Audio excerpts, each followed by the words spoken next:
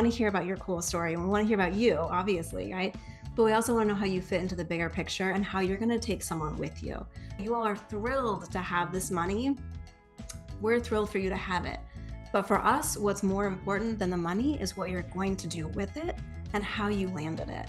So thinking about when you pitched that, you landed this 4.7 million Series B raise, tell me what you're going to do with it specifically and why that's going to advance not just your business, but change the category, change the retail landscape. Hello, everybody. Recently, we did a webinar with 3 of the most relevant journalists covering CPG today. We wanted to repurpose the audio here because this is a must listen. They talked about what their publications cover, what kind of stories they're interested in, how and when to contact them, and we even made time for a bunch of brands to quick pitch them at the end.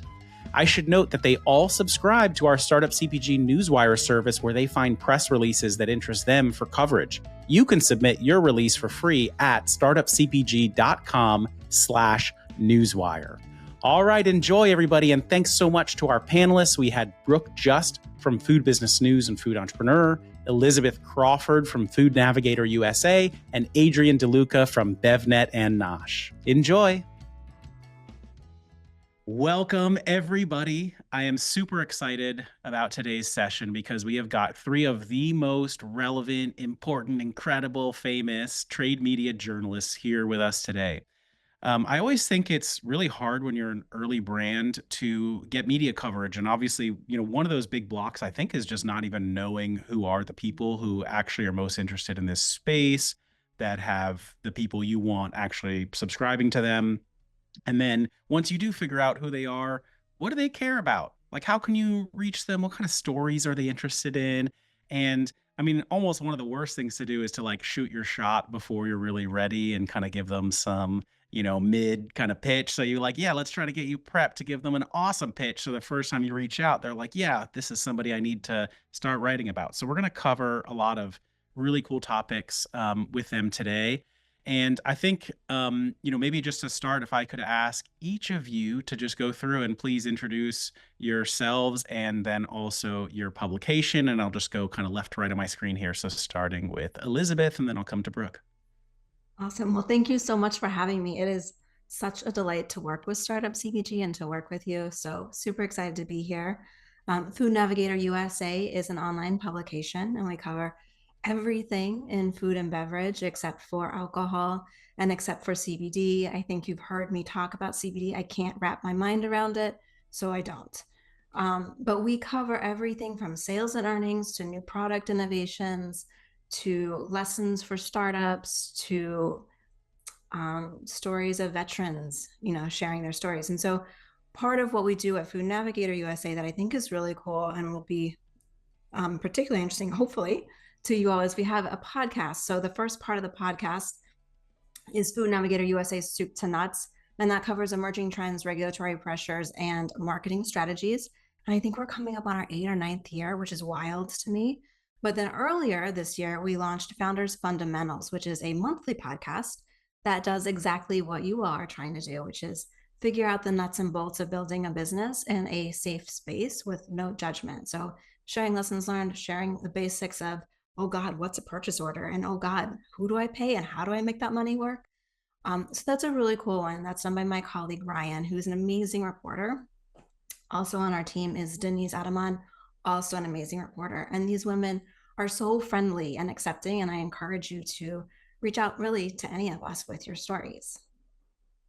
All right. That's awesome. Thank you, Elizabeth. And if you haven't checked out her coverage, you've got to do it. She does some incredible features on brands. And I mentioned to a few people, she actually just sourced a bunch of brands doing innovations in dairy to get very beautiful layout features in Food Navigator USA. So super recommend following her coverage. Okay, Brooke, I am coming to you next. Do you mind telling us a little bit about yourself and your publication? Yeah. Hey, everybody. I'm Brooke Just. I'm an associate editor at Food Business News, and I cover topics for our section Food Entrepreneur, focusing on emerging startups and anything that is innovative, unique ingredients, unique R&D, really stands out to us and really shines. Just be innovative and tell us your why. And we also cover a lot of the earnings, a lot of the mergers and acquisitions, and a lot of things, all things startups. So kind of echoing Elizabeth, we do a lot of that as well at Food Business News. And who do you, Brooke, who do you think of as your primary audience for those publications? Yeah, so we have a lot of R&D, product development, marketing and sales, executive management, and operations. Awesome. Okay, perfect. Okay, Adrianne, I'm coming to you, and I know you have a bunch of publications to tell us about and different ways that you guys work with CPGs in the industry. Go for it. Well, thank you again for having us. And everyone, I'm Adrianne DeLuca. I'm a reporter for both BevNET and Nosh. I also manage the content and flow assembly of our daily newsletters between both BevNET and Nosh. For those of you who are not familiar, we are also a B2B trade publication. We have a specific focus on CPG, food and beverage. We do cover pretty much everything going on in that space, including cannabis, alcohol. We also have our sister site Brewbound, which covers the craft beer space and spirits as well. On my end, I mainly stick to food and beverage. So in addition to our regular news coverage, which is fairly similar to Food Business News and Food Navigator, where we cover everything from earnings to investment, new products, all that good stuff. We also host a range of different podcasts. Our latest is CPG Week, which is about a 15-minute quick news format, just running down top news of the week. That's hosted by my managing editor, Monica Watrous, in addition to two co-hosts, Lucas Southard and Brad Avery, both our senior reporters between BevNET and Nosh. And then we also have Community Call, which is, I'd say, specifically geared to maybe the startup CPG community as well. It's hosted by Melissa Traverse. It aims to dig into a specific topic and provide some tactical insight on a range of different, I guess, not necessarily problems, but anything that might come up in your day-to-day, from hiring to formulations to raising investment. And then our third podcast is Taste Radio, which some of you may be familiar with. That's our longest running show and covers all things going on in the industry with plenty of commentary and banter from our executive team along the way. So in addition to podcasts, we also host a range of events and conferences. We have our upcoming live events in Marina Del Rey this December, both BevNET and Nosh Live, in addition to Brewbound Live. So our whole team will be out there for the whole week, and I'd say that's one of the best times to connect with all of us because the whole crew is out there and we're running around looking to chat. So definitely. Adrianne, it sounds like you really do know all of the stuff that's going on there. It's almost like you manage the daily publication. That's awesome. Thank you, Adrianne. We're so excited to have you here. So we're just going to get into a bunch of questions in a sec, but I also just want to highlight what is the importance of trade media, right? Because you have your consumer publications that are out there, Forbes, and can you get in the New York Times or, whatever you read, or like, Huffington Post, like stuff that really gets distributed out to people. I don't know, maybe your friends and, your parents, whoever. That's a great milestone when you get that kind of coverage. And so then trade media is stuff that the trade reads, right? So, Brooke mentioned a lot of R&D people who read Food Business News, and maybe you have like buyers who read and pay attention to a lot of the stuff we do. Like people on this call, you should be following these guys and seeing what they're writing about. So, what does it mean when you get this coverage? I think one is you get access to the audience that's reading it already. That's a great thing. For sure, people have gotten discovered by buyers who saw an article and wanted to reach out and learn more, or potential partners. And then I think, secondly, it's what you use it for, because it is a huge stamp of validation given the coverage that they do, and it will be great and high quality and put you in an awesome light, hopefully most of the time.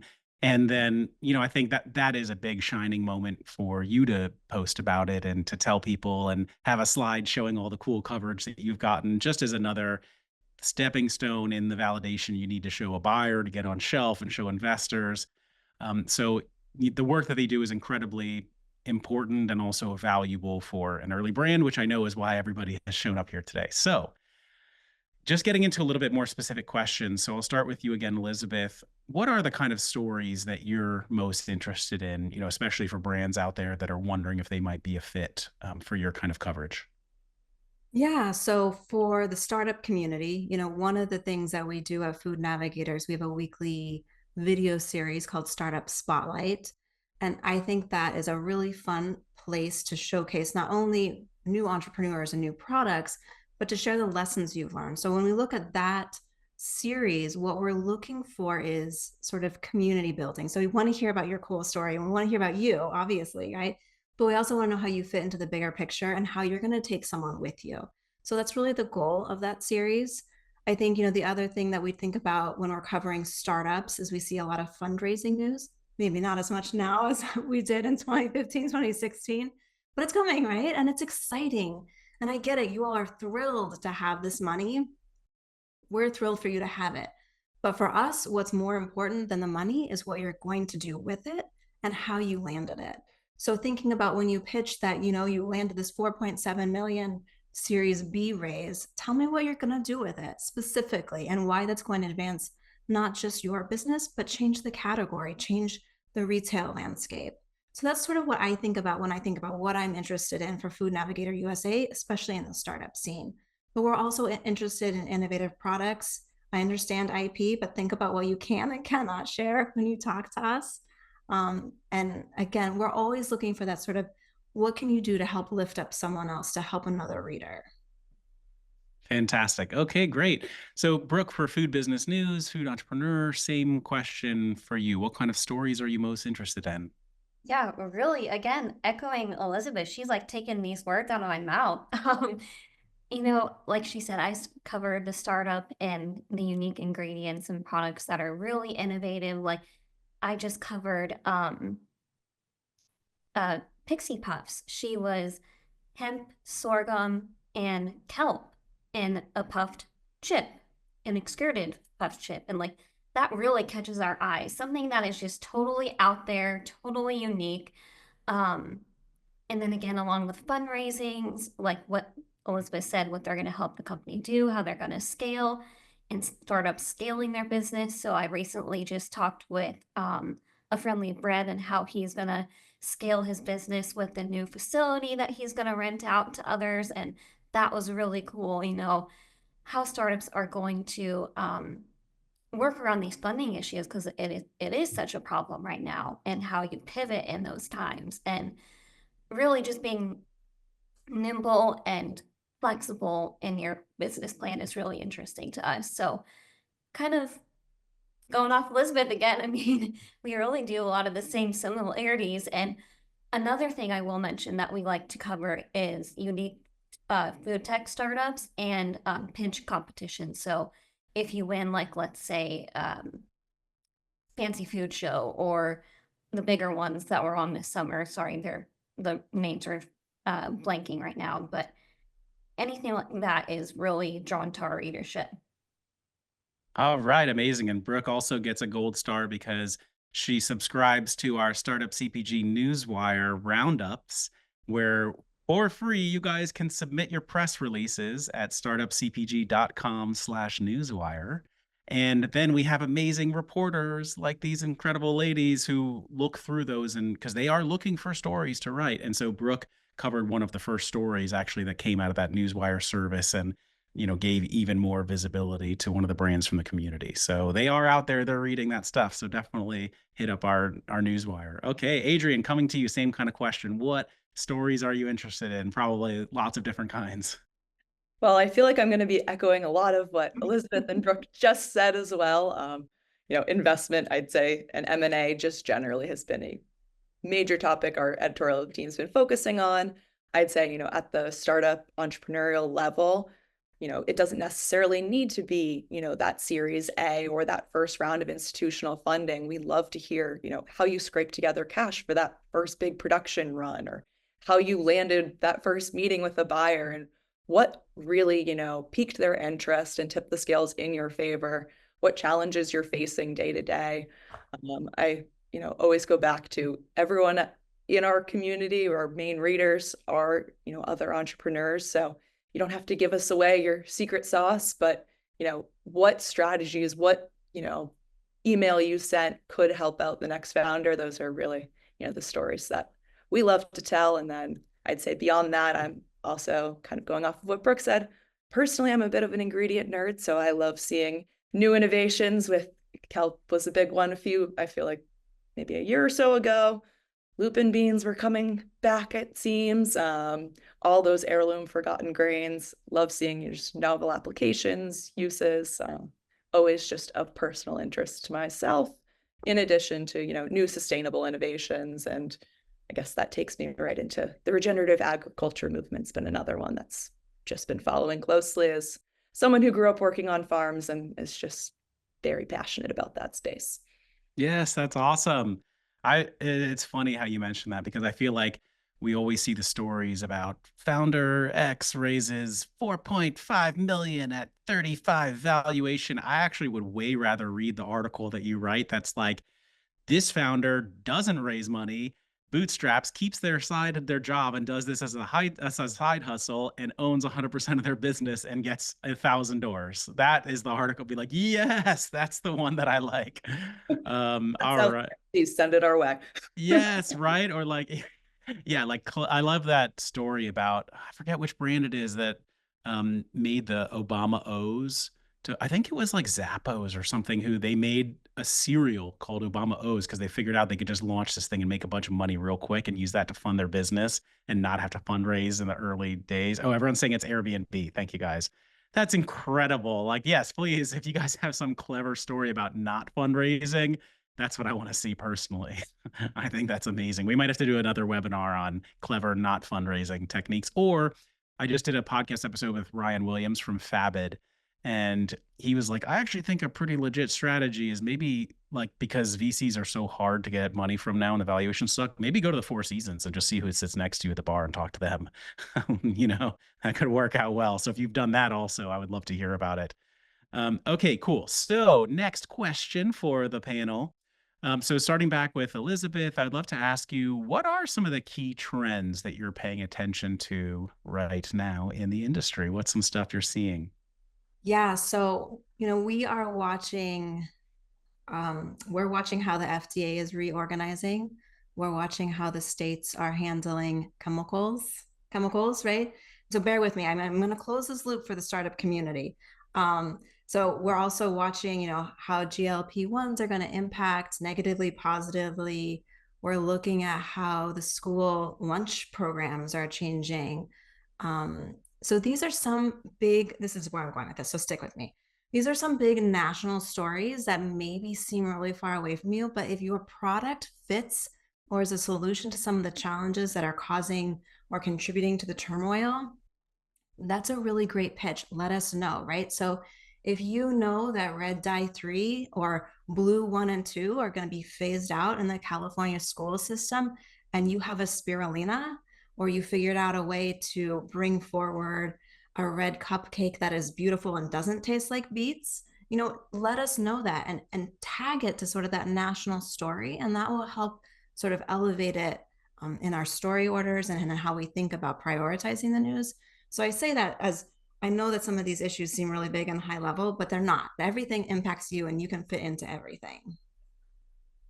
That's awesome. Yeah, I love thinking out, knowing now what you pay attention to, giving a lot of tips for brands for how they could try to think about the bigger picture, but also position themselves in a way that is relevant to some of those trends. That's really awesome. And I know, for example, you're working on a story on dairy right now, right? So you're looking at innovations in dairy. How does a story like that come about? Yeah, so we do have some fun trend pieces coming up, and one is around innovations in dairy. That's our next special edition, and that comes out later in the month. And what we're looking at here, what I reached out, I'm so grateful for your help on, is looking at a category that can seem kind of snoozy, right? Can seem like a commodity, can seem hard to stand out in, and how startups are bringing life and excitement and branding to a space. And so that's really what we're excited. And in addition to the dairy innovations, looking forward a little farther, we're looking at next month mood food. So please don't actually come to me if you have CBD in your product, as we covered. I can't figure out the regulations.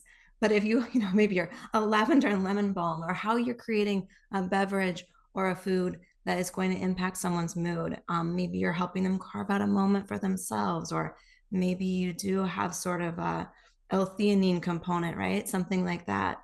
So that's another one that we're looking at. We're also always looking at alternative proteins.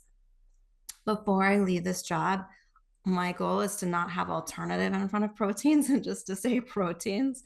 So hopefully we'll get there. But if you're in that space and if you're bringing something forward that's not an animal protein or that's a unique animal protein, that's something that we want to hear about. Other ones that are coming up, flavors and colors, those are always fun, or not if you're in California. So That's right. Yeah, there's a lot of stuff coming down the pipe right now about what's going to be allowed and not allowed. Most of the brands here probably are not using a lot of that stuff that was on the edge, but it's still good to know about. Okay, Brooke, so for food business news, food entrepreneur, yeah, what are some of the key trends you're paying attention to right now? Yeah, so we actually conducted a survey on the top 5 trends that we're watching for the next 12 to 18 months that our readers actually were involved in. And so those are cost reduction initiatives, clean label and convenience, and ingredient reduction, so limiting undesirables like sugar, sodium, fat, and then ingredient addition, so adding desirables like protein, like whole grains, fiber, fruits, and strategies to promote health and wellness and functional attributes, as well as a focus on premiumization. I know that was kind of a lot, but um, yeah, those are really what we're watching right now for kind of both food entrepreneur and food business news. I love it. So relevant right now, especially the COGS part, especially given the discussion that we've been having about the funding and all the challenges. So that's awesome. Okay, Adrianne, same question to you. So for BevNET Nosh, what are the trends you're paying attention to? Definitely watching, some of those health and wellness trends, both Brooke and Elizabeth just noted, especially, how clean label movement, GLP-1s are really steering innovation right now, and exactly the spaces that's showing up in. It's been, some unexpected innovations, especially in like those center store aisles. So we love hearing stories in that regard. But personally, I'm also working on a new series that aims to look at how businesses founded, in and around the pandemic are performing right now. What challenges are you facing? How are those decisions that you made back during those early COVID days playing out now? What are some of the key hurdles that may have come up given, just the economic roller coaster you all have ridden over the past few years? Just looking to check in with you all and see how we're doing. And I see some pandemic era businesses are already chiming in. So love to hear from you after this. We are one as well. I love it. So, and then on that GLP-1 topic, do you guys have any interesting things that you've seen or things you expect to see or just things that have really caught your attention lately? And I mean, for any of you, but I know specifically Brooke and Adrianne had mentioned those, I think, as stuff that they're looking at. Anything that you've seen or anything that you expect to see, or maybe just a lot more brands now coming up with stuff that addresses it, since we've already seen a lot of the big CPGs move very fast to address it? Yeah, not so much in the startup community quite yet. But wasn't it Nestle that just came out with that? I think so. I've seen a couple. I don't remember exactly who, but I Yeah, think there we've was seen a one that, few already, like at yeah. least from a marketing perspective, they're talking about it. Yes, so those are the primary ones that I've seen right now. Not so much in the startup community, but maybe here within the next year or so. Yeah, I'd say Nestle was the big one that we've seen as well. And some of these, I guess the meal kit delivery space has played an interesting role here, as some of them have been, aligning different menu items with GLP-1s. Beyond that, I just feel like kind of what you were saying, Daniel, seems right now it's more in the marketing and less on the innovation side.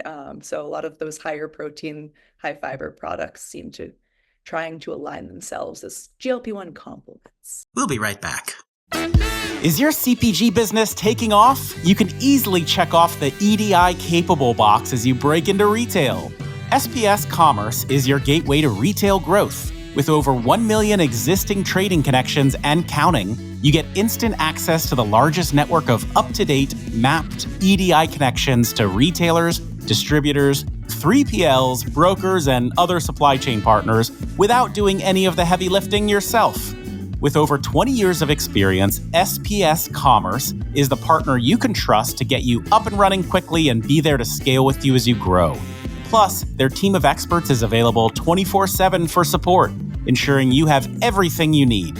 Visit spscommerce.com today to book a demo or learn more. And now, back to the show. Yes. All right. Very interesting. Okay, cool. So, next question that I have for the panel is, how do brands get on your radar? Because we always see this coverage, and if it's not about our brand, we are excited for them, but also immediately jealous. How do brands typically reach out to you guys? Like, do they hit you on LinkedIn? Do they sneakily get your emails? Of course, we never share emails on the Startup CPG Slack, maybe.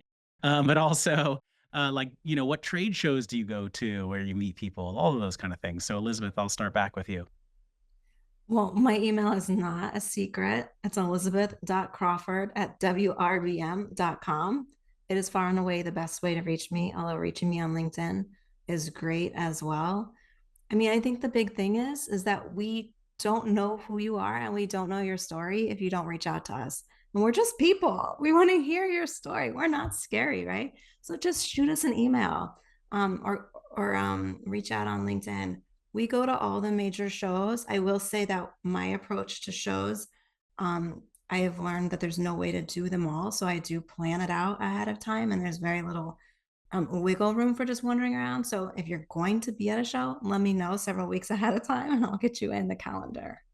I think that's true because Elizabeth, you were kind enough to do a story on us once at a show, and you're like, "Yes, I will meet you there at between 4:12 and 4:15, and we'll do that, and then we'll be." And it was a great article. Also, just shout out to you because you've come to some of our Startup CPG local chapter events, like the DC one, and then I think a week later there were a bunch of stories about brands that had gotten up to pitch at that event. So that's what we like to see. Thank you. Well, And about thank you. I mean, honestly, shout out to your events. If you guys go to them because they're amazing. And I rolled out of there. I was like there for an hour and a half, and I rolled out with like 5 video profiles, and it was so exciting. And I found speakers for an event. Crunchy Hydration, who I met at your event, just spoke at a webinar for me. So thank you for hosting this and bringing this community together. Well, thank you. You going is why they are awesome. It's all fun and games if we're all there networking, but when we get real deal media and buyers there, whoa, now we're cooking. That's awesome. Okay, so yeah, Brooke, same question to you. How are people getting on your radar? Yeah, so how my editor explained it when I first started, because I was totally new to this industry and still am. I've only been here for about a year and a half, so I unfortunately don't have quite the coverage that Elizabeth and Adrian do right now, but hopefully I'll get there someday. I'm still learning myself, but they have about a minute to catch our eyes. And because we've seen dozens of emails, dozens of pitches a day and on social media. And my editor has also explained it in a great way. Get to the point of your company and your product. What's your why? Not that you ran a marathon, not that you, you know, I went out for this competition or whatever, and explain how you're differentiating in the category and how you're being innovative and helping those consumers to with your product and how they can use it. I love it. All right, those are some really great tips. And yes, I am also somebody who gets a lot of emails and applications on the stuff. So like, yeah, I would really think about how to capture somebody's very quick attention and just highlight the thing that they're gonna latch onto. Like, oh yeah, that's gonna be of interest. I should read the rest of this email. And Brooke, just let me ask you a kind of tactical question on use of photos in emails. I always try to, like, if I'm reaching out to a reporter, I'm going to put some cool photo in there, and it's going to be in line and it's going to be pretty close to the top of it, that it looks great, puts my brand in a good light, or just shows something about the vibe of the brand. Do you see people do that pretty well? I just would usually tell people, try not to attach the image, like try to put it in line in the email and have it, kind of close to the top. What do you think? Yeah, I agree with that, because if I'm having to click around on 10 different things, I'm like, okay, I know this kind of sounds like my brain just goes whack when I have to do that. So many different emails, so many different attachments. Like, if it's all streamlined in one little area that I can just see it, see what the product is, it's right there. And I'm like, oh yeah, that's really cool. I've never seen that before. And I want to keep reading it. All right. And Brooke, so if people are trying to submit for you guys or like follow up with you guys, what's the best way? Is it following you on LinkedIn, or what's the best way for people to try to reach out? Yeah, so same as Elizabeth, my email is not Unknown, it's also on Sauceland. It's bjust@sauceland.com. And you can also follow me on my LinkedIn page and message me there. All right, thank you. Okay. Adrian, same question over to you. How are people lucky enough to get on your radar, get articles, get in the newsletter? What's going on? Definitely, emphasizing what Brooke and Elizabeth just said, email is definitely the easiest way to get a hold of me. Also not a secret, it's just DeLuca@bevnet.com. So feel free to reach out anytime. I will say, as someone who's just a chronically online person, LinkedIn's also a great place to find me. I would say we source a lot of stories and especially newsletter items from LinkedIn, whether you're reaching out or it's just something I see on my feed. So I wouldn't, encourage everyone to go out and become a LinkedIn influencer, but, posting about what you're dealing with, what small wins, big wins, anything, and connecting with us is a great way to stay on our radar and keep those stories flowing, because that is part of my morning roundup, is just scrolling through LinkedIn and filling out that newsletter sometimes. So another great way. And also trade shows are another one, because we are at all the major events. Unlike Elizabeth, I take a very different approach where I try not to schedule anything and I wander. So if you see me, feel free to always pull me over. I'm normally sporting some sort of BevNet or Nosh gear, so hopefully easy to find. And what are the shows that you're going to outside of the BevNet and Nosh live shows? So we're always at Expo West for sure. The whole team will be out there. And it typically rotates with fancy food shows, who gets to go when. Typically, I go to one or the other, winter or summer. We also have reporters going to NACS coming up, as well as Grocery Shop. Let's see, I think those are the big ones we go to, but we're trying, I'm also based in Washington, D.C., so there's been a few great ones around here that are just, more regional. So always popping into those. Less of a trade show, but I know Union Kitchen's hosting something coming up in November, little expedition. So I'll be there as well if anyone else will. And yeah, it tends to rotate year to year, but those are the big ones. Right. And I am a DC native, so I really love that so many of our great trade media journalists are based there. Okay, so then I have one more question for the panel, which is going to be around how to actually pitch you guys. And then I think, because we're doing great on time right now, I think what we should do is maybe actually hear some pitches, if you guys are up for it. I did not clear this with this panel, but I know them, I know them well enough to know that they will find this fun. So we'll do this last round of questions, and then I'm going to invite some of you awesome brands in the audience to just come up and do under 30-second pitch. And so I'll enable that you can raise your hand if you want to do that in a little bit. I'll tell you when we're going to do it, and then people can pop in, and then maybe we'll all just give some feedback at the end of what some of the pitches were. Okay, so the question that I have then, coming back to you, Elizabeth, what kind of pitches are the most effective? And, whether it's coming on LinkedIn or it's through an email, like what's the stuff really, whether it's the formatting, it's the text, it's how they're writing it, or it's how they follow up with you, that's going to be successful? Yeah, so I am super excited in your news and the developments that happen for you. Like if you get into a 7-Eleven or into Walgreens, and that's exciting, you get 100 more doors and Sprouts, that's great. But what makes that even more compelling for me is if you put that in context, both of your business. So what does that mean for your trajectory, where you've been and where you're going? But then also sort of in the broader category, right? What does this mean for the category? How does this fit into broader shopper trends? How does this fit into macro trends? So you heard a lot about clean label today. Do you have a solution for that? Do you have a solution for weight management? So you got into 7-Eleven. Does that mean that shoppers are financially strapped and so now they're shopping at a convenience store instead of a grocery store? Like add in that extra layer, and that will help elevate it in terms of interest for me. But also to the extent you want to and can, right? Numbers help. Quantitate it for me. Tell me that you grew through 300% off an X base year over year. Tell me that you got into these doors year over year. When you think about how you would pitch an investor, that's how you would pitch me, right? I don't need all the scary numbers that are secret. I mean, if you want to share them, you can. But I would put it sort of at that same level. That said, often I also just, if I like the way something looks. So if you don't have those numbers, please don't feel intimidated and go ahead and reach out and just tell me what you're offering. I will echo something that you said earlier in our conversation, which was like, make sure you're ready. Make sure you know what you want out of the article or out of the press when you come to me, because it's a big time investment for you as well. And we want to make sure that it's a collective benefit.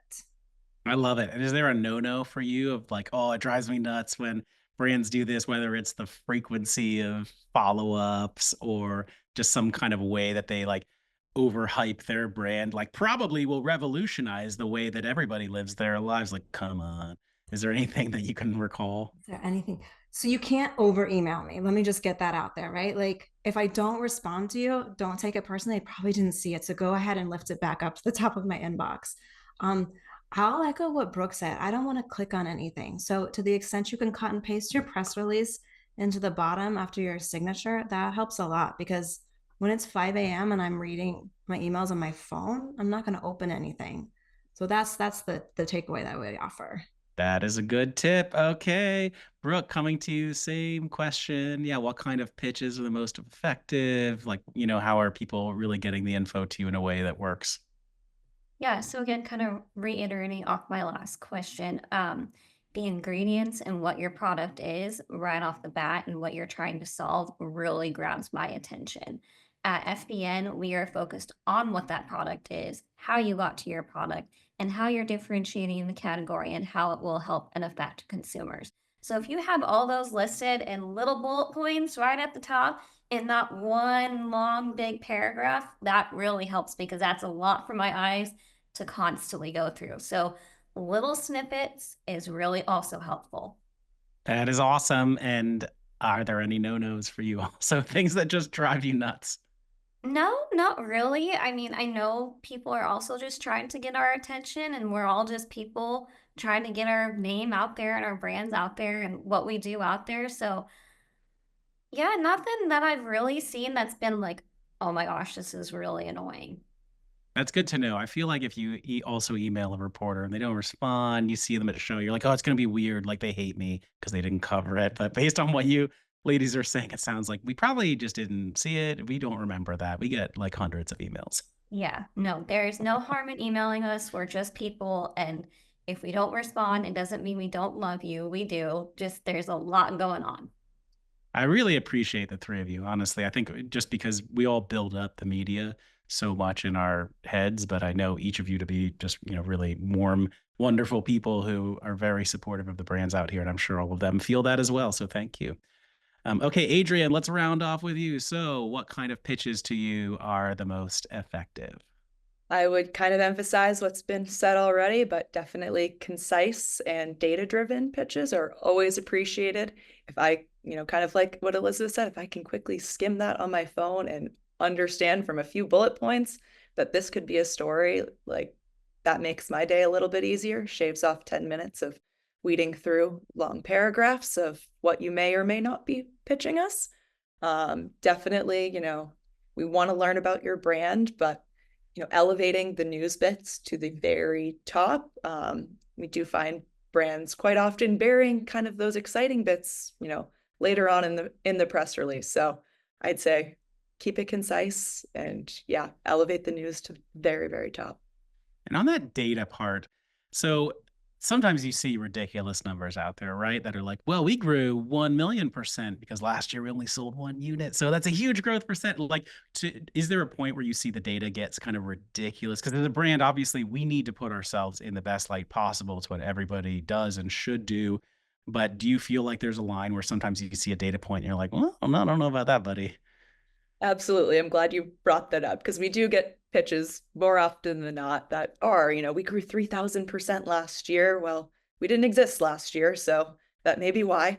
I will, emphasize we have our own connection with Spins and that team. So we're also often pulling our own data into these stories or those final ones. So you may think you're catching our eye with that 3,000% increase, but I'd say, units sold, your velocities, those really core foundational pieces of growth, like include them sparingly. But they make for a great news peg. But yeah, definitely try not to overdo it. I would say on the contrast, also don't just, dump all of your financials into an email. Not that you would, but too many, there's a balance when it comes to sharing data and numbers with us. I should note that both Elizabeth and Brooke were both nodding when you were saying that about like, yeah, okay, sometimes it gets ridiculous. And I think for me, it's just there's a good line there between putting stuff in there that's like, it's true, it's reasonable, and it gives you guys a hook because you're just like, okay, yeah, I can share that hook. That makes this an interesting story. Versus that's a ridiculous number that wouldn't make sense to anybody. And you shouldn't show that to me because I wouldn't show that to anybody. It just doesn't have a basis in reality. Right. So finding the stuff that's like compelling and true, but isn't going to immediately raise suspicion in anybody that would see it. Right. Okay, perfect. I love it. Okay, so are you guys ready to hear from some brands? Should we do it? Okay, cool. So I think what we could do is if you want to come up and present, this will be for CPG brands, obviously, that you manufacture something. Let's get you up here. And we're just going to do literally 30 seconds. I might even clap you off if it goes long. So I'm going to start. If I invite you as a panelist, then it'll drop you out and bring you up. And then you can come up and just give your 30-second pitch to this incredible panel here. So I'm going to start bringing a few people up, and I'm very excited about this. And if you have your product with you, you should be holding it, please. Okay, we've got a couple people coming up. All right. And then, okay, so Susan Hartman, I'm going to start with you if you can turn on your video. Hi there. Hey, go for it. We got you. Let's go for it.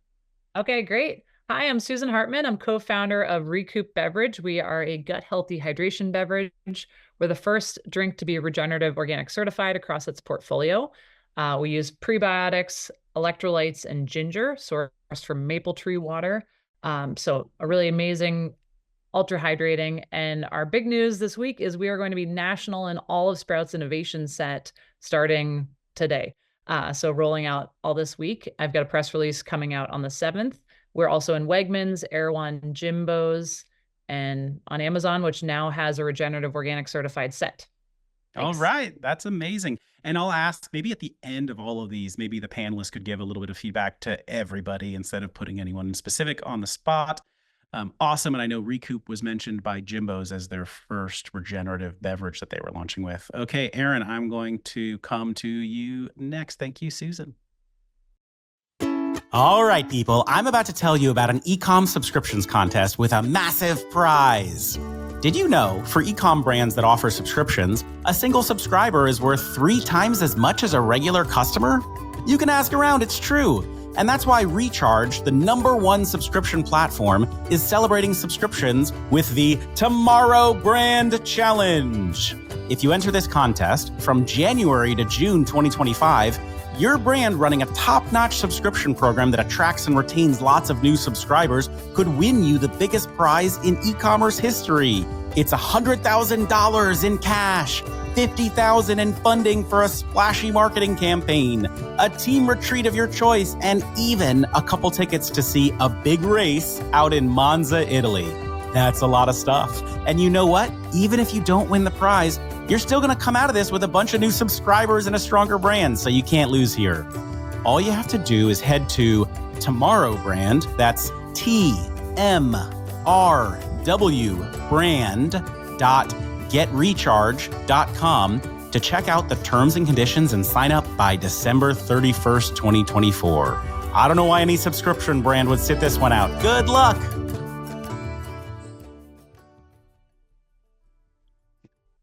Hey, you guys, can you hear me?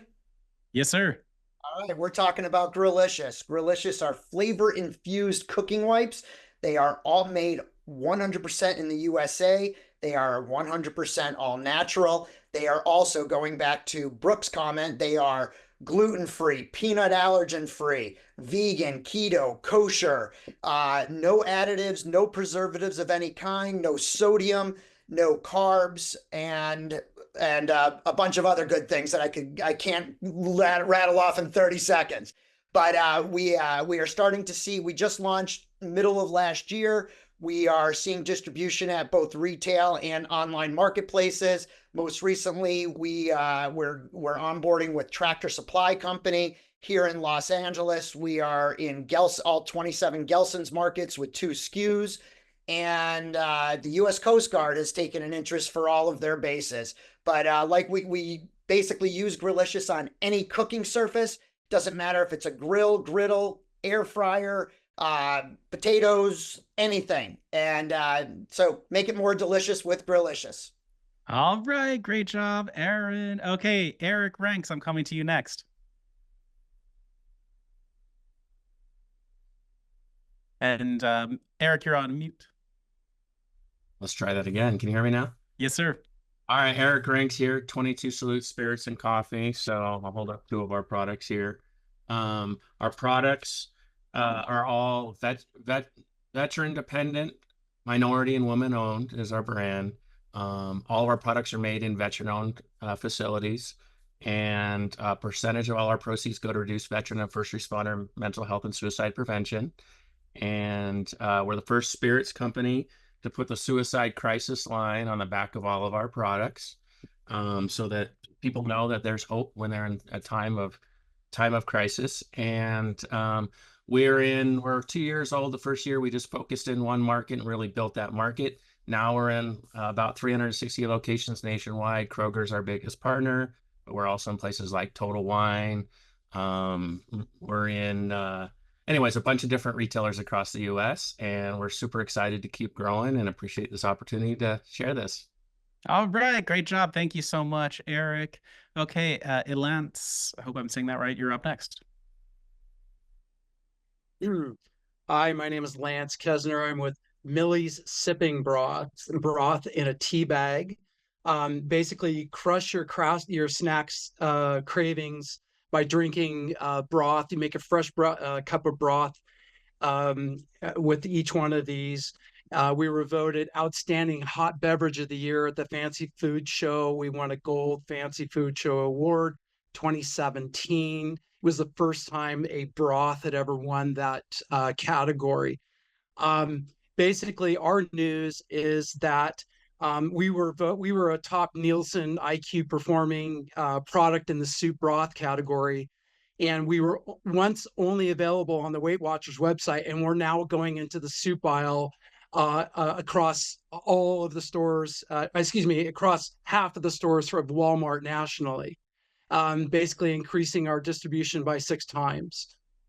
All right, that's amazing. And I'll just note I saw all of the journalists' eyes go open when you said won the Fancy Foods Award and also all of that top Nielsen data. So those were zingers. I love it. Okay, no regrets. I'm coming to you next. Hi, everyone. I'm Alvin. I'm the founder of a movement to inspire and enable people to do what they love, live life to the fullest, and live life with no regrets. It's called No Regrets. I'm sure you recognize the reference. So our first product is a liver and brain supplement. But what it actually really is a super effective hangover prevention product.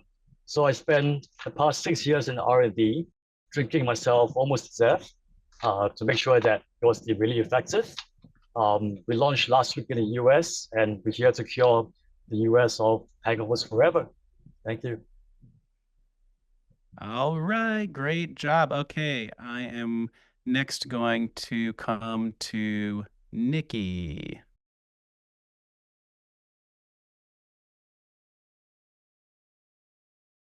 Hi, everybody. Hey. Awesome. You can hear me okay. Wonderful. All right. So I'm Nikki. I'm the co-founder and dietitian at Fishtown Pickle Project. We're based out of Philadelphia. And my husband and I got into this by accident after gifting pickles as wedding favors in 2018. And then we skyrocketed, and now we've been award-winning in Philadelphia for the past 3 years. We create our pickles using local ingredients, locally sourced cucumbers. There's no added preservatives. It's all clean ingredients, gluten-free and kosher as well. We use all parts of the cucumber, which sounds a little funny, but this is what we do. We take the ugly pieces and we actually chunk them up and fill them at the top of the jar. So there's our goal is to reduce food waste, which is part of our mission and values. Our mission is to create community, celebrate small business, wellness, and also tradition. And our pickle flavors bring bold, extraordinary, culinary inspired flavors with peak freshness. And we pride ourselves on quality. We also pride ourselves on our outreach to the community. We donate at least 5% of our profits to different charitable organizations revolving around mental health and brain health as well. We like to say that we're more than just pickles, which is a differentiator in our category, because you see a lot of functional kimchi products doing a lot of outreach, but not so much on the regular pickles. I have here our 2 top sellers. This is our Bloody Mary mix that uses 100% PA grown produce in there. And then our best-selling product, our Philly Dilly pickles. We are in 150 retailers. We're self-manufactured, self-distributed. We have Wegmans stores, ShopRite stores, IGA stores. And then we also have an online platform, and we do farmers markets. Our goal is to remain a regional brand and celebrate local produce and handcrafted products as long as we can. All right. Great job, Nikki. And I also noticed that Nikki knows the secret where if you have a virtual background, but you need to show your product, if you hold it to the side, you can't see it. So the trick is hold it always in front of you, and then you can see everything. So always hold it in front of your body, and the camera will pick it up. Just a tip that I learned. Okay, cool. So Teresa, I'm coming to you next. Hi, hi Elizabeth. My name is Teresa Ging. I'm the CEO and founder of Sugar Bliss. We're a retail bakery in Chicago, but we've been around for about 17 years. We launched our packaged cookies into Walgreens, Compass Group, Macy's. We also distribute through KeHE. So what's really cool, this cookie, it has potato chips, pretzels, cereal, chocolate chips, oats, and hint of coffee. You probably just said, oh my God, but we use recyclable packaging. And then a portion of the proceeds go back to support women and minority entrepreneurs. So we have a scholarship out there that helps more women and minority entrepreneurs get certified. So that's my company. That's amazing. All right, cool. And then I think we just have one more person, which is Ani. Hope I'm saying that right. Hi, yes, Ani Whittam here. I'm the founder of Secret Salad. We have a 4-ingredient frozen pancake. It is just bananas, eggs, zucchini, and cinnamon. We're in 4 grocery stores right now, and we're starting to work with distributors to expand our distribution. And we are really here to disrupt the frozen breakfast space. Our competitors, other brands that you probably think of as healthy, like Kodiak or Vans or Earth's Best or Bonza, have upwards of 20 ingredients, many of them ultra processed. And we come in with just 4. They're all organic. Nothing is processed. It's something you would find in your kitchen. My kids eat these frozen out of the bag. We have families that are buying 10 of these at a time to stockpile them because their kids are eating them nonstop. And we're excited to be in the space and, really trying to take advantage of the movement right now that large companies like Kellogg's are going through trouble with their ultra processed ingredients and coming up against lawsuits. And we are here to change that for breakfast. All right, awesome, great. Okay, cool. So I think we got through everybody on the pitches, which is awesome because that almost never happens, but you guys did such a good job of keeping them concise. So thank you very much. And now I would love to just ask our panelists if maybe you guys could just give some of your overall feedback for all of the pitches that you heard, if there's anything you saw people doing really well or stuff you would recommend they improve on next time if they pitch you at a trade show like that or something. And maybe Adrianne, since you are off mute, I will start with you. Yeah, I think everyone did a fantastic job, I will say. The ones I was scribbling the most were when you intro your product really quickly, efficiently, and then a lot of you hit on those kind of key news bits, whether it was distribution or what you're really doing differently in this space right off the bat. Yeah, that's what had me scribbling over here. All right. Elizabeth, can I come to you next? Yeah, so I would echo that. I mean, what I what had me scribbling was when you had those call outs about what big trends that you fit into with, right? And then providing the context with the greater competitive landscape. So I think with Secret Salad, you talked about how you are touched on the ultra processed shenanigans that are happening, right? That big debate. You touched on how you stand out, that you're different from some of the other up and coming mixes out there. And then I think also Susan, with Recoup, you talked about regenerative agriculture. You brought in these really big movements, and that's easier for us to think about where you fit in the landscape. But I also really appreciate when you have something that does really make you special, like 22 Salutes and Spirits, your suicide crisis call out, and sort of talking about your benefit beyond your product, I guess I would say. So those are all elements that I look for when evaluating a company. Awesome. Awesome. Okay, Brooke, coming to you. Yeah, again, echoing what Elizabeth and Adrian have already kind of hit on.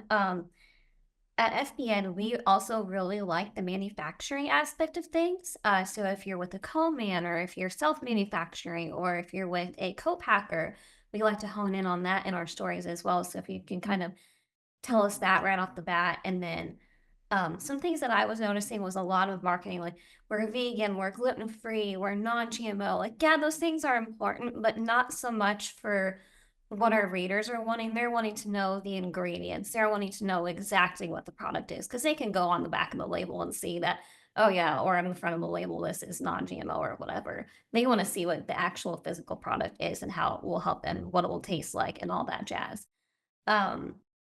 And then I also liked the areas of the store that you're focusing on. So Millie's Sipping Broth said you're going into the soup areas. And then going back to Secret Salad, you also said that you were going to the frozen breakfast aisle and the pancake mixes and things like that. So that was really cool to me, seeing what areas of the store you're going to hone in on and what areas that you're going to really focus your product and your brand on.